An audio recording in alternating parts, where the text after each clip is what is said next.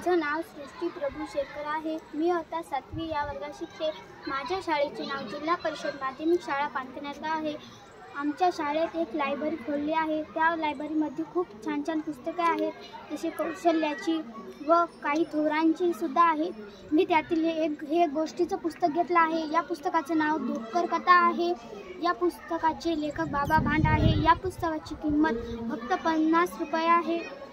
या पुस्तकात खूप छान छान गोष्टी आहेत। या पुस्तकात एकूण 17 गोष्टी आहेत व एकूण 38 पेज आहेत। या पुस्तकातील पहिली गोष्ट म्हणजे मेंढपाळ आणि लांडगा। एक मेंढपाळ होता, तो जंगलात त्याच्या शेळ्या घेऊन चरायला जायचा। तो एकदा वापस येताना त्या मधात एक ओढा अडवला होता। त्या ओढ्यात सगळ्या मेंढ्या सर्व मेंढ्या पाणी पित होत्या। पाणी पिता पिता त्याला ते एका शेळीला मारायला गेला। त्याला तिथे एक लांडग्याचं पिल्लू दिसलं। तो लांडग्याचं पिल्लू खूप छोटंसं होतं। त्याने इकडे तिकडे पाहिले, लांडगा दिसत नव्हता। त्याला वाटले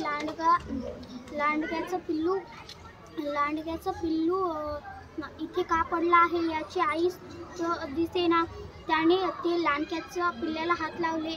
त्याला ताप आला होता। त्याने ते लांडग्याचे पिल्लू उचलले आणि घराकडे निघाला। तो घरी गेला आणि त्या लांडग्याच्या पिल्ल्याला दूध दिले व त्याला त्याच्या सोबतच झोपी घातलं। लांडग्याचं पिल्लू जसं त्याच्यासोबत राहू लागलं तसं लांडग्याचं पिल्लू खूप हुशार होत होतं। त्या लांडग्याचं पिल्लू मोठं होता त्याने त्या मेंढपाळाला वाटलं, आपण हे पिल्लू पाळलं, आपल्याला या पिल्ल्याचा काही फायदा झाला पाहिजे। तर मग त्याने त्या पिल्ल्याला शिकवायला लागला। जसे की त्याच्या पलीकडल्या घरी खूप शेळ्या मेंढ्या होत्या। त्याने त्या लांडग्याला शेळ्या मेंढ्याचे पिल्लू उचलून आणायचं शिकवलं। तो लांडगा शेजारच्या घरी जायचा व शेळी मेंढ्याचे पिल्लू उचलून आणायचा। लांडगा असा रोज करायचा। तेव्हा मेंढपाळ त्याच्या पाठीवर हात मारायचा व शाबासकी द्यायचा आणि लांडग्याला खायला द्यायचा। लांडगा खूप मोठा होऊ लागला।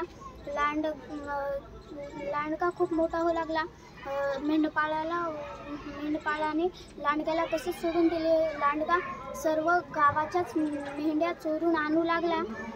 एका घरची तर मेंढपाळाकडे खूप मेंढ्या झाल्या होत्या। लांडगा गावात मेंढ्या पाहायला गेला होता। त्याला एकाही घरी मेंढी गवसली नाही आणि तो भटकत पुन्हा घरी आला आणि त्याने मेंढपाळ झोपला होता।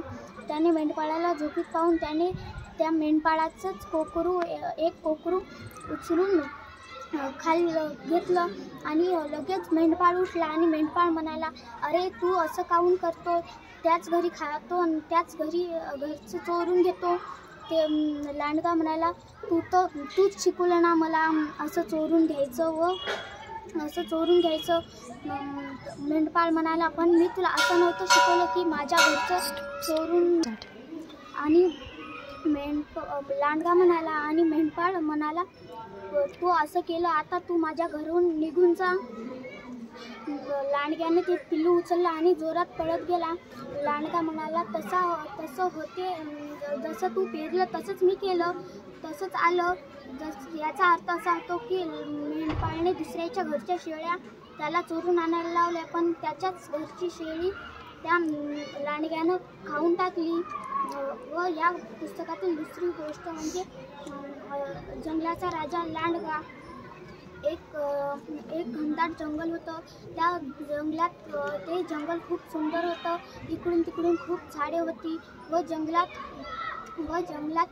खूप प्राणी होते, जसे मेंढ्या, शेळ्या जंगलात होत्या। तो लांडगा खूप लबाड होता। तो लांडगा तो लांडगा दररोज सकाळी उठला की लगेच आपले अन्न पाहण्यासाठी जायचा. शेळ्या मेंढ्या इकडून तिकडून गवत खायला जायच्या. पण लांडगा त्या शेळ्या दूरवरून पाहिल्या की झाडाझुडपाने त्या शेळ्याकडे जायचा व त्या शेळ्या नव्हता खात. तो त्यांचे लहान लहान कोकरूच खायचा. कोकरू आपल्या आईच्या मागे मागे फिरत होत्या. पण लांडगा कसं पण एक कोकरू जर उचलून घ्यायचं, त्या दिवशी त्याला खूप अवघड जात होतं कोकरू घ्यायला. पण त्याने कसं बसं एक कोकरू घेतलं व तिकडून आला सिंहाने लांडग्याला पाहिले. सिंह आला आणि सिंह म्हणाला, लांडग्या दादा कसं चालू आहे? लांडग्याला वाटले आता ते माझं कोकरू घेते, म्हणून लांडगा खूप पुढे गेला आणि एका डोंगरावरून म्हणाला, काय नाही, तू माझं कोकरू घेतो म्हणूनच इकडे आला ना सिंह दादा. सिंह म्हणाला, तसं नाही, तू कोण? धन्यवाद.